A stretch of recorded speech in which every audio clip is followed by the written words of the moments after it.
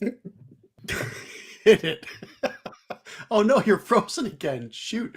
All right. Well, hey, welcome to Go RIA, Chuck, the live stream with investment news. Oh, he's unfrozen. He's back. it's goRIA, and it looks like my friend Chuck is screen. Oh I'm Jeff shoot. Benjamin. And I'm Chuck Fela. And this is Go RIA. This week, we're going to talk about the many options RIAs have or advisors have if they want to plug into an existing RIA. We'll be back in about 10 seconds.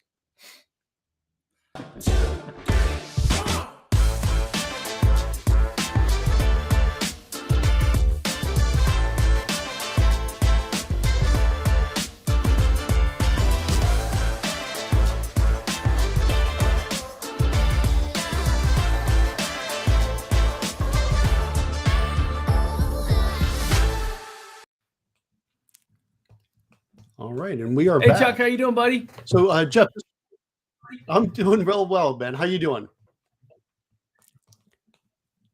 I'm doing fantastic, except, again, we got a little bit of a glitch on the internet speed here. We're going to have to get that figured out. Spectrum, help us out. Absolutely. Yeah, we're going to go with a little hardwire as opposed to the Wi-Fi. I think that's going to get you right where you want to be. Yes. Thanks for the tech support. We're looking for as much help as we can get here in Jacksonville, North Carolina. You bet. Hey, so this week we're talking about options, right? I kind of teased it a little bit earlier today, I think, on LinkedIn. And the question I put out there was, what does Concurrent, Thrivent, Farther, and Mariner, what do those four firms have in common? Pop quiz. Are you asking me? Sure. I know what they have in common, Chuck. Come on. I live here. They're tuck-in options or variations of tuck-in options for breakaway brokers. Absolutely. And we talk about this all the time on GoRIA. If there's one word that really encapsulates the entire RIA space, that is going to be choice. So many choices, right? So, pardon me, it's allergy season for me, so my apologies. I'm dosed up as much as I can right now. So look, if you're an advisor and you want to go to a wirehouse, right, you have like a handful of choices. If you're an advisor wanting to go to the independent broker dealer channel, probably a dozen solid good choices that you have to choose from. But if you're an advisor looking to go RIA, you have hundreds of choices, right? We just kind of throw out a few that have been featured on GoRIA and the website. So Farther, Thrivent, I think is coming up next week or the week after that. We're talking to the folks there. Everyone knows Mariner. You know, a lot of folks know Farther. We did actually a show with them too. So many different choices out there. And you did a piece on Concurrent. What did you learn when you talked to those guys, Jeff? Well, they spent a lot of time putting together a platform that was welcoming to pretty much all comers, but they are definitely focused on the breakaway space. Yep. But their platform is designed for pretty much any way you want to operate, which is what I thought was really interesting, which is what we're seeing a lot more of. And I think that's kind of a fascinating thing, because it's not just like you're going from a brokerage firm or a captive, some kind of firm, to an independent channel. You can get independence in multiple different flavors. And also the platform like Concurrent, they're not just setting up different ways for a breakaway to be independent, but they're looking for everybody. They're looking for independent, somebody that's at an RIA that wants to go somewhere else. That's right. And we're starting to see quite a bit of that as well. Right. So I think a lot of this whole RIA movement started with people really from the wirehouses, some of the IBDs going RIA. But now that the RIA industry and space is getting more mature, we're finding a lot of people that ended up in an RIA. Maybe it's not what they thought, and they're switching RIAs. That's happening quite a bit. And especially, here's what I will say. Another thing that all these firms have in common is that, they're not one of them is going to be perfect for everyone, but every single one of them is going to be perfect for someone out there, right? If that makes some sense. So in other words, the beauty of the RIA space, unlike the wirehouses, like we've said, there's maybe 5 good choices. unlike the independent broker dealer choices that are maybe a dozen. There are literally hundreds of really solid RIAs to choose from, all of which have a bit of a different flavor to them, right? So the nice thing about it, if you want to go RIA, you can build your own, absolutely positively. And we've covered that topic quite a bit. And there's a ton of support, right? As I like to say, you can have a laptop and a dream, and you can set up an RIA within a few months if Hmm. you wanted to. But there are a lot of folks, perhaps maybe more so in the wirehouse space, even the IBD space, where they just don't want to be the entrepreneur, right? They don't want to worry about payroll and HR and technology and compliance. So perhaps for them, they do want the independence that's known in the RIA space, but they don't want all the hassle. So a tuck-in is a really good option for them. And the good news, as we talked about on some of our social media, is there are hundreds of choices. So that's kind of the good news. What could be the bad news? Well, the bad news is like whenever you have so many different choices, right? It's like buying cereal, right? You go down the supermarket aisle. I mean, there's just so many choices in cereal, or so many choices in toothpaste, and so many choices in toothbrushes. I just bought a toothbrush. That's why I was like, oh my God, there's so many choices out here. How do I discern one from the other? And you start getting this, what do they call that? The analysis paralysis. And that's pretty common too in the RIA space. But here's my point on this. If you do want to go to the RIA space, and a lot of people do, it's becoming super duper popular, you have a lot of choices. That's the good news, but it's also in some ways the challenge, right? So how do you discern RIA A versus B versus C, D, E, F, all the way through the alphabet, right? Again, there's hundreds of choices. It's hard. We're certainly going to help that here on goRIA in the resource center that we're putting together for the website. But what I'd like to do today is maybe cover a few things that you want to look at. So, and by the way, I see we have some folks in the virtual audience. If you have any questions, throw them into the chat. We would love to hear them. Hey Chuck, there's a question, right? We have a question. What is the most important question to ask an RIA I'm looking to affiliate with? Okay. What is you answer it? You've been there, Chuck. You are there. I am there. So that's a great question. So I think the real answer to that is there's probably more than one, but it does lead to the right topic, which is transparency. So if I were to say what is the most important thing as part of your search when you're looking to see what RIA is best for you, is transparency. So what are some things you want to look at? Well, when I went independent, 4.5, almost 5 years ago, like most advisors, we love our spreadsheets, and I certainly had one. So you want to look at things like costs, and you really have to pull back those layers of the onion. And I will say some firms are more transparent than others. But it's important to get that all in writing. What are the costs for affiliation? What's going to be the cost for technology? But to answer your question that was just posed here, I will say one of the most hidden costs, or it could be one of the biggest benefits, is going to be asset management, right? Everyone focuses on payout because we're all kind of, as advisors, we're kind of conditioned. What's the payout? What's the payout? Absolutely important, right? But there is such a thing that I like to call true net payout. And the way I look at true net payout is what is the total amount being charged to your client, which are your fees plus platform fees, if there are some, plus asset management fees. All those add up to what your client is being charged.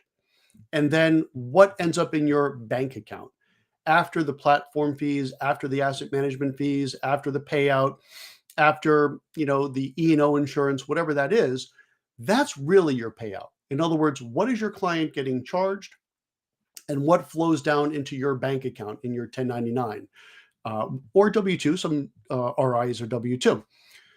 So part of that is going to be in the asset management fees. And I think that's one of the most overlooked areas when advisors are looking to join an RIA, because outsourcing your asset management is becoming very, very popular, and for good reasons. Most advisors going into the RIA space, I would say that's accurate. Certainly a lot, if not most, tend to be more financial planning oriented. I know I am. When you are focusing on financial planning, you probably don't want to focus too much on the asset management. So the asset management solution is going to be one of the most important things for you and your clients. And you want to make sure you have a good, efficient way of delivering that asset management to those clients. Sometimes an RIA will have an in-house TAMP. Sometimes they use a TAMP that's outside of their walls, if you will. But you want to find out what those costs are to your client.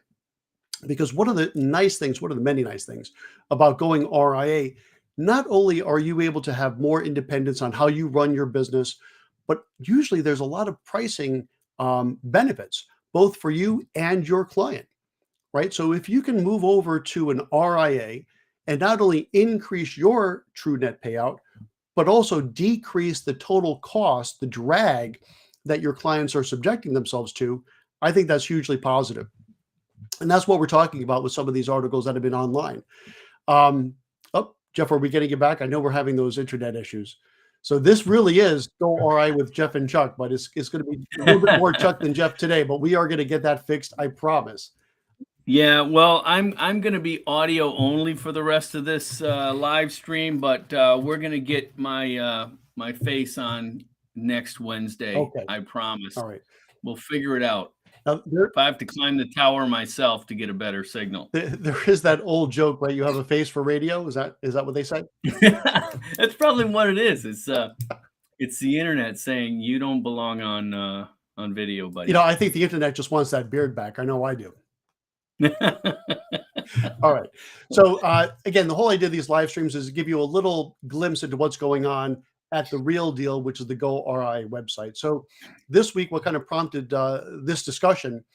Jeff wrote a great article highlighting this firm called Concurrent. And Concurrent, I believe they came out of the RIAs system off of memory. Is that right, Jeff? Yeah. I think so. Yep. It was kind of months in the making, but yeah, they basically founded in 2016. Right. Tampa, Florida based. Got it. Oh, Tampa. That makes sense. That's right. RIAs Yeah. backyard, right? So, okay, that makes a lot of sense. So again, on that website, we had that deep dive that Jeff did about Concurrent, and we're not just focusing on Concurrent. They're a great firm. You should take a look at them. But as I say, there's not going to be one firm that's going to be perfect for everyone, but I promise there is a firm that would be perfect for you. And that's the whole idea of doing the due diligence. But yeah, so transparency, what's the cost for things that you're going to be responsible for, but do not underestimate the importance of understanding what the costs are that your clients are going to be responsible for. Because if you're able to deliver, and usually it's an asset management, if you're able to deliver that asset management at a more cost competitive, more tax efficient way to your clients, that's going to be a huge net benefit that you're going to want to explore. Now, I'll share with you something that a lot of RIAs do not.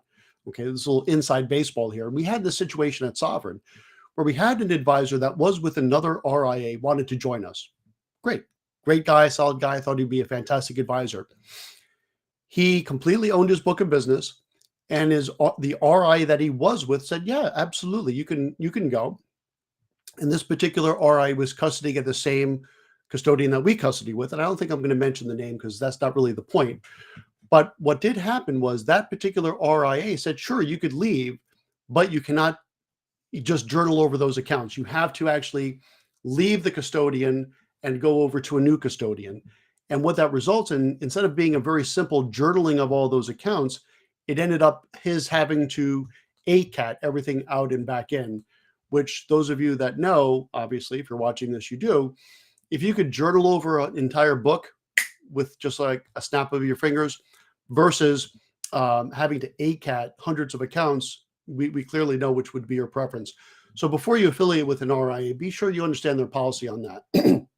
I think the best policy is complete open architecture, meaning I will stay as long as I'm happy and I feel that the value I'm receiving from the RIA is sufficient. But if I feel the value is not there, you should have the ability to leave. That is the hallmark of the RIA space, is to have all the freedom that you want, right?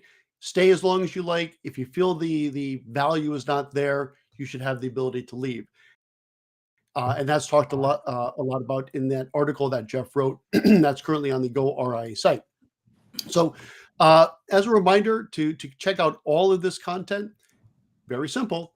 You go to the Investment News website. On the upper right-hand side, there's a link that says goRIA. You will see actually the article that Jeff wrote highlighting Concurrent. You're going to see a podcast that Jeff and I did with the folks over at Farther. Really interesting shop over there as well. And what's interesting, if you look at just those two, those are two out of hundreds, how different their value propositions are. That will give you a sense for all the choice that you have out there in the RIA space, which is significant. But also the challenge ahead of you is to do your due diligence, right? I would say to make any kind of major life move as this is, right? Leaving a wirehouse, leaving a IBD to join an RIA, it's not something you want to do twice. So spend the time, talk to a dozen different firms, right? Don't get bogged down too much with that whole analysis paralysis type of thing, but talk to a dozen firms, and I think that will get you in good stead to make a good decision for yourself. And I think that's all I had to say about this. Jeff, do you have some parting thoughts before we wrap it up? Yeah, I just wanted to wrap up reminding people that we are doing our next podcast will be with Carolyn Armitage, of the president of Thrivent Advisor Network.